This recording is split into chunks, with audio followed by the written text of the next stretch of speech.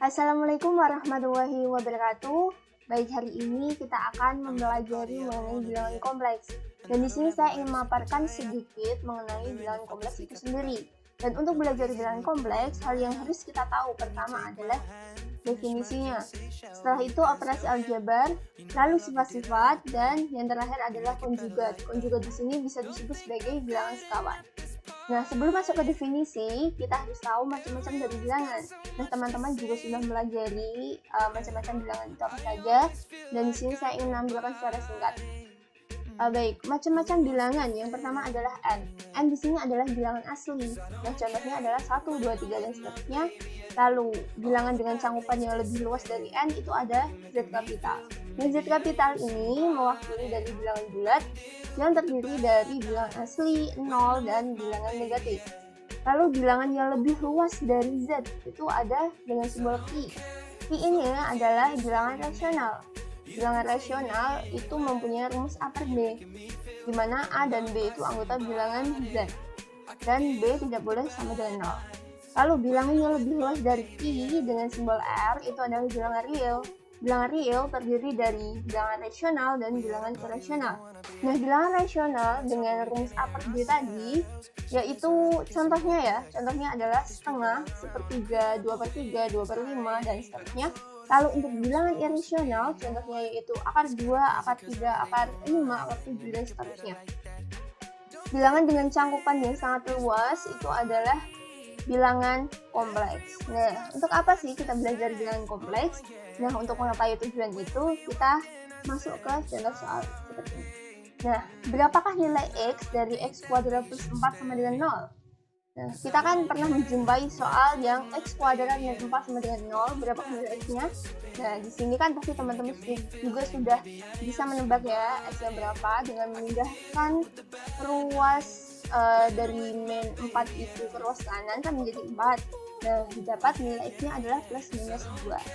Nah, untuk X kuadrat plus 4, nah di sini ada perbedaan. Kalau X kuadrat min 4 itu 4-nya jika dipindah ruaskan jadi positif. Kalau di sini plus 4 dipindah ruaskan menjadi negatif. Nah, dari negatif ini kan kita tidak bisa langsung menebak bahwa jawabannya itu plus minus 2. Karena apa? Karena di dalam akar itu negatif. Dan disinilah fungsi dari belajar bilangan kompleks agar kita bisa menyelesaikan soal yang semacam ini. Nah, kita masuk ke definisi. Definisi dari bilangan bulat itu bilangan kompleks itu apa ya? Nah, bilangan kompleks adalah suatu pasangan terurut dari bilangan real X dan Y yang dinyatakan oleh X, Y. Nah, di sini untuk lambangnya Z sama dengan X, Y atau Z sama dengan X plus Y, di mana I kuadrat itu sama dengan 1. Nah, Z ini adalah lambang dari bilangan kompleks, dan di sini adalah Z kecil ya. Untuk bentuk yang seperti ini, X itu apa dan Y itu apa? Nah, kita masuk ke pembahasan. X ini adalah bagian real dari Z, dan sedangkan Y ini adalah bagian imajiner dari Z. Untuk bentuknya atau susunannya itu bisa kita tulis seperti ini. Bilangan kompleks atau Z itu sama dengan X itu adalah bilangan real ditambah I dikali bilangan imajiner. Nah, bilangan imajiner adalah bilangan yang apabila dikuadratkan itu bernilai negatif. Nah, bilangan I digunakan dengan ketentuan seperti tadi, I kuadrat sama dengan min 1. Nah, I jika kuadratnya jika kita mencari nilai I-nya maka menjadi akar dari min 1. Untuk contoh bilangan kompleks, contohnya ada banyak ya. Di sini saya hanya mengambilkan 4 saja, yaitu 4 plus 2I, ada I, 7 min I, dan 4. Baik. Jika ada soal yang menanyakan berapa sih bilangan bagian real dari 4 plus 2I, nah itu kita bisa menjawabnya dengan 4. Berdasarkan apa? Berdasarkan susunan dari bilangan kompleks. Nah, jika ditanya imajiner dari 4 plus 2I itu berapa? Nah, pasti kita juga bisa menjawabnya dengan 2. Sesuai dengan susunannya. Lalu, imajiner dari 4 sama dengan 0. Kenapa bisa 0 imajinernya? Berdasarkan susunannya, 4 ini tergolong X plus I-nya dikali 0, jadi kan 0. Jadi hanya tersisa bilangan real saja. Nah, secara matematis, bilangan kompleks ini dapat kita tulis sebagai C sama dengan Z sama dengan X plus Y, di mana X anggota bilangan real dan Y anggota bilangan real, dan berlaku I kuadrat sama dengan min 1. Nah, X1, Y1 itu akan sama dengan X2, Y2 jika dan hanya jika X1 itu sama dengan X2 dan Y1 itu sama dengan Y2. Untuk penjumlahan, nah operasi penjumlahan ini dapat kita tulis dengan dua bentuk ya.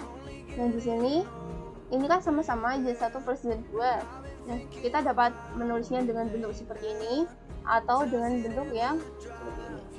Nah nanti cara pengerjaan dari penjumlahan itu sendiri kita kelompokkan variabel X dengan X dan Y dengan Y. Untuk perkalian juga dapat kita tuliskan dengan bentuk yang seperti ini atau yang menggunakan I seperti ini. Oke, karena X, 0 ditambah 0, Y sama dengan X, Y dan 0,1 dikali Y, 0 sama dengan 0, Y, maka akan berlaku X, Y itu sama dengan X, 0 plus 0,1 dikali Y, 0. Nah, jika imaginary Z itu sama dengan 0, maka X1,0 ditambah X2,0 itu sama dengan X1 ditambah X2,0. Nah, X1,0 dikali X2,0 nanti akan menghasilkan X1 kali X2,0. Nah, untuk operasinya akan kita bahas pada slide selanjutnya.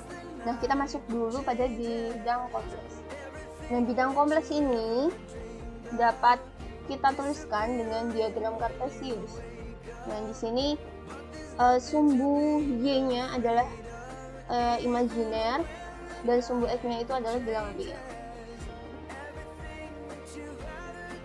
Misal ada titik seperti ini. Nah, dari sini kan kita ketahui bahwa X1-nya dan Y1.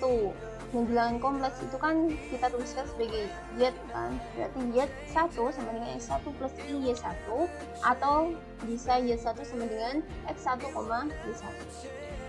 Untuk operasi aljabar dari bilangan kompleks, nah jika ada dua bilangan kompleks, kita dapat melakukan operasi bilangan seperti penjumlahan, pengurangan, perkalian, dan pembagian. Nah, misal ada Z1 sama dengan X1 plus Y1 dan Z2 sama dengan X2 plus Y2, di mana X1, X2, Y1, Y2 itu anggota bilangan real. Nah, untuk penjumlahannya sendiri kita kelompokkan seperti yang telah saya sebutkan tadi ya. Kita kelompokkan dari sini X kita kelompokkan dengan X2. Jadi untuk tahap pertama kan Y1 plus Y2. Nah, itu kita masukkan Y1 kan X1 plus Y1, lalu Z2 kan X2 plus Y2 di sini, lalu kita kelompokkan X1 sama X2 tambah Y1 plus Y2, lalu akan menghasilkan bentuk seperti ini. Untuk operasi pengurangan juga sama, berlaku seperti ini, itu mengelompokkan. Lalu untuk perkalian ini kita masukkan dulu Y1-nya berapa, yaitu X1 plus Y1, Z2-nya X2 plus Y2, lalu kita kalikan. Perkaliannya bagaimana? Seperti biasa ya, yaitu dengan mengalikan X1 dikali X2, lalu X1 dikali Y2, lalu dikali Y1 dikali X2, lalu Y1 dikali Y2. Nanti akan menghasilkan seperti ini. Nah, perlu kita ketahui bahwa di sini Y1 dikali Y2 ini kan nanti akan menghasilkan I kuadrat, ya kan? Untuk I kuadrat tadi berlaku apa? I kuadrat tadi sama dengan min 1. Jadi min 1 kali Y1 kali Y2, maka akan menghasilkan bentuk yang seperti ini. Baik, untuk pembagian Y1 per Y2. Nah, ini untuk operasi pembagian ini kita harus mengalihkan dengan skalanya. Jadi misalkan Z1 per Z2, Y1 tadi kan X1 plus Y1, lalu Z2 tadi kan X2 plus Y2, maka kita kalikan dengan sekawan. Sekawan di sini kita ambil yang penyebut. Jadi kita kalikan X2. Nah, ini tandanya kita ubah dari plus menjadi minus-minus. Kalau ini dikalikan hasilnya 1 ya, jadi tidak akan merubah nilai. Baik, setelah ini kita kalikan X1 kali X2, lalu kita kalikan X1 kali I min I2, lalu kita kalikan I1 kali X2, kita kalikan lagi I1 kali I2. Caranya sama seperti perkalian tadi. Nah, dari sini yang berbeda adalah di sini. Nah, ini kan min I2 kuadrat. Nah, kita ketahui bahwa I kuadrat itu kan sama dengan min 1. Jadi min 1 kali min itu menjadi positif, yaitu plus. Jadi kita lanjut ke contoh. Nah, misalkan diketahui Y1 sama dengan 2 min I dan Y2 itu sama dengan 1 min 3I. Maka untuk penjumlahan Y1 plus Y2, X ditambah 1, X tambah X ditambah Y. Di sini berarti 2 ditambah 1 sama dengan 3. Ini min 1 ditambah min 3 itu kan min 4. Jadi 3 min 4. Untuk pengurangan. Nah, pengurangan di sini 2 dikurangi 1. Lalu min 1 dikurangi min 2. Berarti kan min 1 ditambah 3. Itu kan sama dengan plus 2I. Lalu untuk perkalian menggunakan rumus seperti tadi bisa didapat min 1 min 7I. Untuk pembagian yaitu menghasilkan 5 per min 8 plus I dikali 5 per 10. Dan jangan lupa untuk pembagian tadi dikalikan dengan sekawan. Untuk itu ini kan negatif, maka ini positif. Dan dari bentuk ini kita dapat tahu bagian realnya apa, yaitu minus 5 per 8 dan bagian imajinernya 5 per 10. Baik, kita masuk ke sifat-sifat. Nah, sifat-sifat di sini kan ada komutatif, asosiatif, dan distributif. Nah, komutatif di sini hanya berlaku di penjumlahan dan perkalian, sedang asosiatif juga penjumlahan perkalian. Dan perlu diingat bahwa untuk komutatif dan asosiatif ini tidak berlaku untuk operasi pengurangan.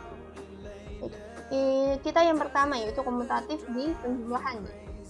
Di sini Y1 plus Y2 itu kan sama dengan X1 plus Y1, lalu plus X2 plus Y2, maka akan menghasilkan X2 plus X1 plus I kali Y2 plus Y1. Itu kan sama. Jadi X2 Y2 itu kan bisa kita pindah ke sini, lalu X1 bisa kita pindah ke sini, gitu kan. Y2 plus Y1, maka berlaku operasi sifat komutatif ya. Untuk perkalian sendiri, nah perkalian itu bisa juga kita sebut sebagai komutatif berdasarkan pembuktian seperti ini. Untuk asosiatif, Y1 plus Y2 plus Y3. Di sini kan Y1 itu X1 plus Y1, lalu kita masukkan Y2 itu X2 plus Y2, Y3 itu X3 plus Y3. Nah, di sini kita kelompokkan yaitu X dengan X, Y dengan Y. Nah, setelah dapat ini kita tambah dengan yang di depannya akan menghasilkan. Ini bisa kita pindah ruas ke sini. Jadi X1 plus X2 itu I-nya kita pindah ke depan menjadi Y1 plus Y2 plus Y3. Ini terbukti ya. Untuk perkalian juga sama. Dan pembuktian seperti ini, maka akan menghasilkan Y1 plus Y2 kali Y3. Untuk distributif Y1 dikali Y2 plus Y3. Nah, di sini kan Y1 X1 plus Y1, lalu kita masukkan Y2 di sini, lalu Y3 di sini kita jumlah terlebih dahulu, setelah itu kita kali 1. Setelah komutatif, asosiatif, distributif, maka sifat selanjutnya yaitu unsur identitas dan unsur balikan. Nah, untuk unsur identitas, terdapat unsur 0 sama dengan 0,0 anggota bilangan kompleks, sehingga untuk setiap Z anggota bilangan kompleks maka berlaku Z plus 0 itu sama dengan 0. Nah, terdapat unsur 1 di mana 1,0 itu anggota bilangan kompleks, dan sehingga untuk setiap Z anggota kompleks itu berlaku Z dikali 1 sama dengan Z. Nah, untuk unsur balikan, untuk setiap Z anggota bilangan kompleks terdapat minus Z anggota bilangan kompleks, sehingga berlaku Z plus minus Z itu sama dengan 0. Nah, untuk setiap Z anggota bilangan kompleks kurang dari jumlah 0, maka terdapat Z inverse anggota kompleks, maka berlaku Z dikali Z inverse itu sama dengan 1. Baik, kita masuk ke bilangan konjugat. Nah, bilangan konjugat ini kan kita sebut juga sebagai bilangan sekawan. Dan di sini definisinya bilangan kompleks sekawan atau konjugat dari Z sama dengan X plus I, di mana X, Y itu anggota bilangan real, didefinisikan sebagai Z bar itu sama dengan X min Y. Nah, jika dikaitkan dengan nilai Z dan Z bar, maka bilangan real dan imajiner bisa dinyatakan sebagai X sama dengan setengah kali Z plus Z bar, dan Y itu sama dengan 1 per 2I dikali Z min Z bar. Nah, pernyataan ini dapat kita buktikan sebagai berikut. Nah, di sini kan X sama dengan setengah Z plus Z bar. Nah, di sini kita masukkan nilai Z-nya dan nilai Z bar-nya. Maka kita dapat X sama dengan setengah kali 2X. Nah, jadi nilai X ini sama dengan X. Jadi X itu sama dengan setengah kali Z plus Z bar. Dan hal ini juga berlaku dengan Y.